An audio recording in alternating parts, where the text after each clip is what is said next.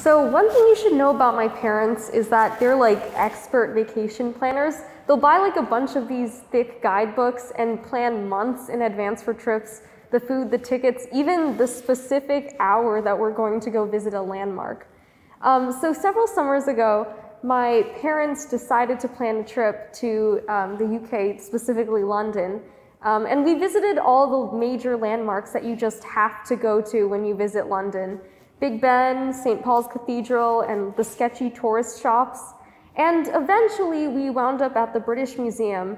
And as we were walking through those big echoey galleries, my mom brought up the fact that many of the Chinese artifacts in European museums were stolen from the Old Summer Palace during the Second Opium War. The weird thing is I don't remember much about that trip, but I do remember being angry. Angry that so many artifacts had been taken, but I think among all the things that were taken by the Anglo-French, the vases, teacups, bronze statues, the thing that makes me the most upset when thinking about it is Looty, who is a Pekingese dog in the Imperial Palace. And after the palace was looted, she was discovered alongside 4 other dogs guarding the body of a lady who had killed herself. Looty was then brought to the UK and gifted to Queen Victoria. If you think about it, she was essentially reduced to just an exotic treasure, a spoil of war. The name Queen Victoria gave her literally defined her as such. She was loot and nothing more. And this paper cutout here by Fred Liang is a depiction of Looty titled Looty, Elgin's Gift. Liang's artworks mostly center around the question of what happens when objects, people, and ideas are moved and what gets lost and altered. And in this piece in particular, I think Liang really highlights how Looty's identity was changed when she arrived in the UK, how she was just molded into something completely different by the people who had taken her from her homeland. If you look at the piece, Looty just blends in with the white, and it's almost like she's fading into the background, like a ghost or a spirit. And actually in China, Pekingese dogs were seen as sacred.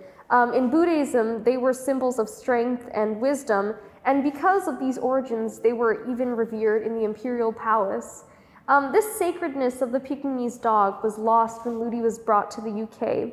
And I feel like that erasure is kind of carried on today because when people look at Pekingese dogs, they don't really know the history. They just think, oh, what an adorable puppy. And as a matter of fact, even I didn't know about this until I started researching for this. And there's also a feeling of power and magic in this cutout. Just something about all the patterns and the flowers that seem to give Looty an air of importance.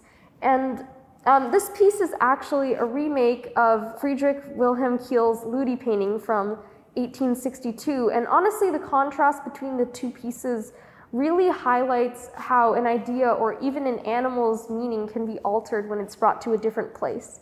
If you look at Kehl's painting, you really don't see any trace of Looty's tragic journey from the Old Summer Palace to the palace of the royal family, and I think what's most striking to me about this piece is that Looty just looks so cute and innocent and a bit derpy in the picture, you know, with her tongue sticking out, and she also looks so emotionless at the same time, as if she could be a doll or a statue or just an object like all the things that are surrounding her.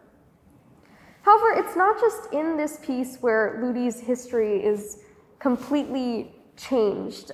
She became used as colonial propaganda by the British in the media and was portrayed as an adorable oriental object that bridged Asia and Europe. And Harper's Weekly even called her a, quote, very lonely little creature with the other dogs taking exception to her oriental habits and appearance. Looty died in 1872, her body lost to an unmarked grave, and the sacred origins of the Pekingese dog disappearing alongside her in Europe. And I was reading an article by Isabel Chung while I was researching for this, which talked about Kehl's painting of Looty. And she talks about this helplessness, how she can't revive Looty, but still desperately wishes to help Looty reject the name that mocked her fate as a stolen object. And this is something that I think Liang ultimately accomplished through this piece. Even though he can't bring Looty back to life or right the wrongs of the past, his painting is able to reclaim Looty's identity and brings attention to how history and culture can be changed.